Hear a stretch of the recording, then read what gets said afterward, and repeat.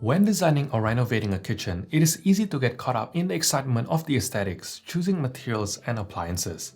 However, it is just as important, or maybe even more so, to consider the practicality and functionality of your choices to avoid regrets down the line. From having lower cabinets instead of drawers to not having enough outlets, here are the 8 most common kitchen design regrets you need to be aware of. When it comes to choosing storage options for the lower half of your kitchen, many people regret opting for lower cabinets over drawers. Yes, it is fine to have a few cupboards at the bottom of your kitchen, but drawers should be your main focus. The reason why is because drawers are much more accessible than cabinets at this height.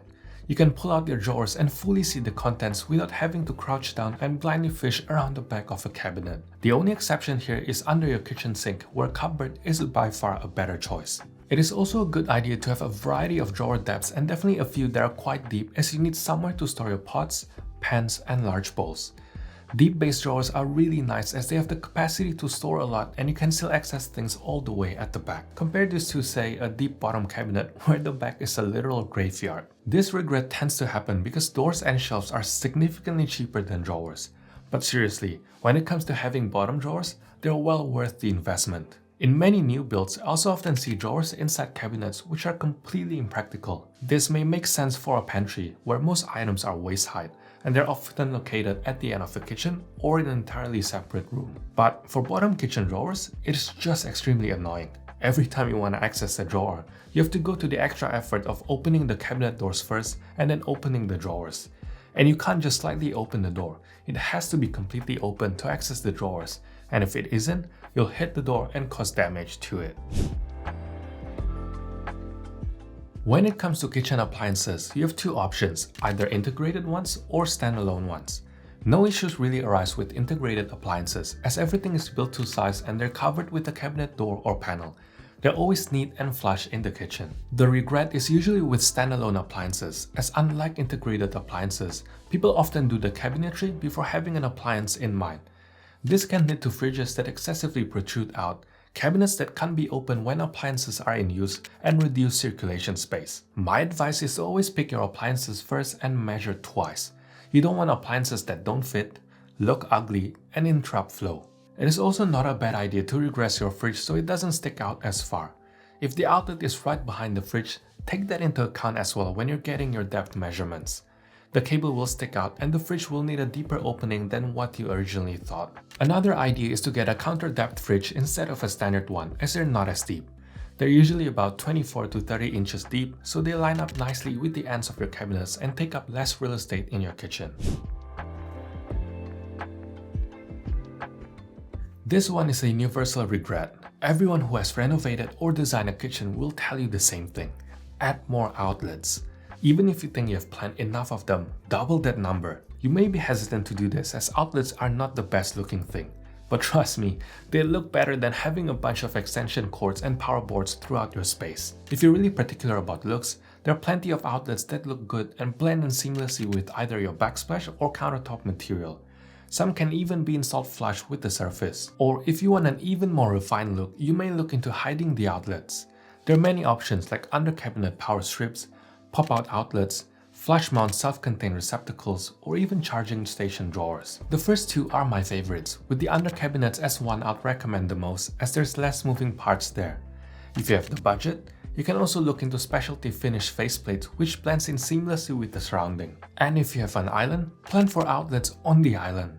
Then you can use your slow cooker, rice cooker, or air fryer on your island, or connect your hand mixers to cake batter right on the kitchen island instead of in the less convenient corner. Once you have this, you'll never go back to an island without outlets. Every kitchen needs a good workflow, otherwise your kitchen will be inefficient. So when you go to choose cabinetry, make sure you can open up your cupboard doors and drawers without them banging into each other or banging into your fridge, dishwasher, or oven. This usually happens in kitchen corners and also when appliances are opposite each other in a narrow kitchen galley. For example, if you had your dishwasher on your kitchen island and a bar fridge opposite it, you wouldn't be able to open the two at once as they would collide into each other. Or putting an oven or microwave near a door that swings towards the appliance. You wouldn't be able to open the door when the oven door is open. Corner cupboards and drawers are also susceptible to this.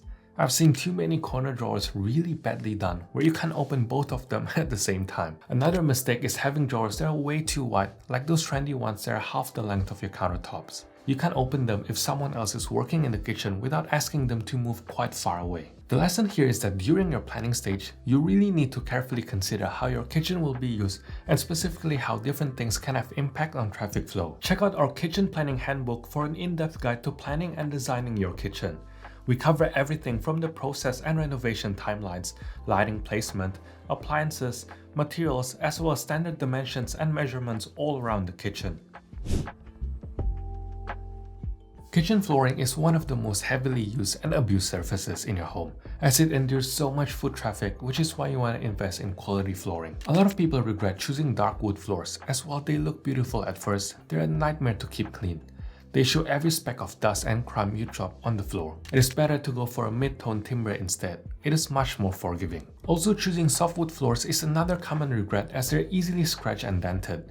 If you're prone to dropping things or if you like to wear high heels, definitely steer clear of softwoods. You also have to be careful if you're installing tile.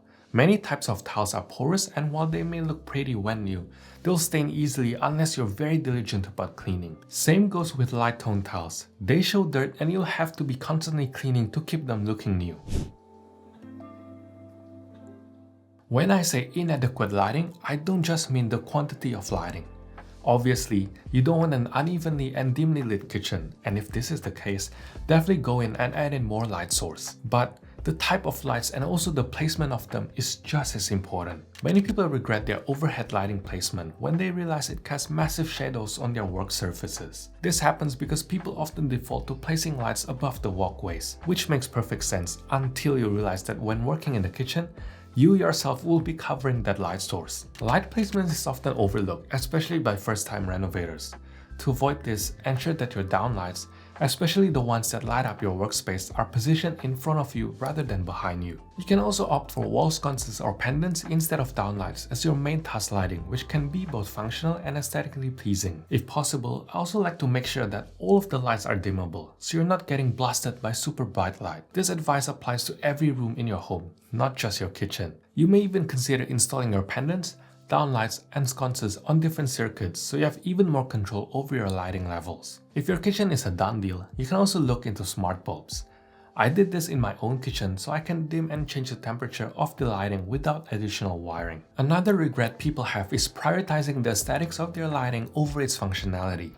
A pendant with exposed bulbs may look pretty, but consider how much glare there will be.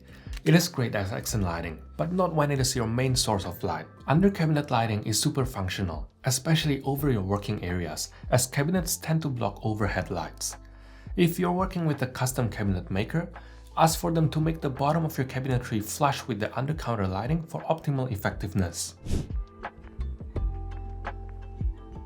There are quite a few material choices that people regret in kitchens. We already went over porous tiles and softwoods. But one of the most common regrets is choosing marble countertops or backsplashes. Marble in a kitchen isn't necessarily a mistake. You do see it used all over Pinterest and in design magazines. But the reality is that they only stay looking nice if you don't cook much or maintain it very diligently. I think what a lot of people don't realize is that staining isn't the main issue with marble. Etching is. Etching occurs when acidic substances like lemon juice or vinegar or even some cleaning products come into contact with the marble surface, causing a chemical reaction that leaves dull spots and marks. It is particularly noticeable on polished marble and can be removed without professional help. That is why I encourage you to think hard about the use case of your kitchen before choosing a material like marble. If you like to cook, drink red wine, use lemon in your meals, or have kids that like to do coloring while seated at your kitchen island, marble may not be the best choice for you. But if hardly anyone ever goes into or uses the kitchen, or perhaps you have the extra cash to spare, then marble may be a suitable option. My point here is to not let anyone influence your decision, but rather to look internally and properly assess the pros and cons based on your use case. This advice is particularly relevant for smaller kitchens, but think twice if you're considering T-handles or one that stick out on either end like this one for your cabinets. While these handles may be sleek and function efficiently in large kitchens, they can be very annoying in confined spaces. It is not uncommon for clothing like aprons or your pants pockets to catch on these handles while you walk around the kitchen. It is quite frustrating and causes wear and tear on your clothes. Instead, opt for handles with a low-profile design in smaller and narrower kitchens. Kitchen design can be tricky, but now that you're aware of these common regrets and mistakes, you'll be on your way to designing a kitchen that will serve you well for years to come. If you enjoyed this video, be sure to check out this video on low maintenance kitchen and this video on how I organize my kitchen. Otherwise, thanks for watching and I'll see you in the next one.